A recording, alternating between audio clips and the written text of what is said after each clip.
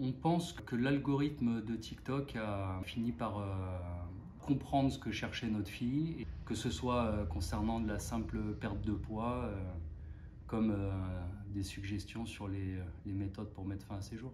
Charlize a été joyeuse. Un petit coup. Elle adorait rigoler. Elle était passionnée, et ça c'était pour mon plus grand plaisir, passionnée de Friends. On se passait la série en boucle. Elle adorait le sport, elle faisait du snowboard, elle a été championne départementale de judo, elle a fait de la natation synchronisée, elle avait un super niveau. Elle aurait dû faire les championnats de France d'ailleurs. C'était, elle était vivante. Elle laisse un trou béant ici. On demande à avoir un algorithme plus sain pour nos jeunes. Les jeunes savent très bien quoi faire pour détourner la censure ridicule de TikTok. Ils ont besoin de contenu qui les aide à aller de l'avant. On pense que l'algorithme de TikTok a fini par comprendre ce que cherchait notre fille et lui a envoyé du contenu qui n'était pas du tout approprié et qui l'a conforté dans son mal-être. Que ce soit concernant de la simple perte de poids, comme des suggestions sur les méthodes pour mettre fin à ses jours.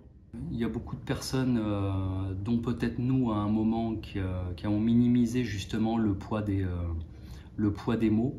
Ou des gestes. Même une fois, ça laisse des traces et c'est indélébile. Personnellement, je l'ai comparé avec mon expérience passée, chose que j'aurais jamais dû faire, parce que ma fille n'est pas moi et ma fille avait besoin de plus de soutien, de plus de compréhension, pas que de nous, de la part également de la direction de son collège et qu'on lui montre qu'il existe bien une justice. C'est important pour nous de faire vivre la mémoire de notre fille.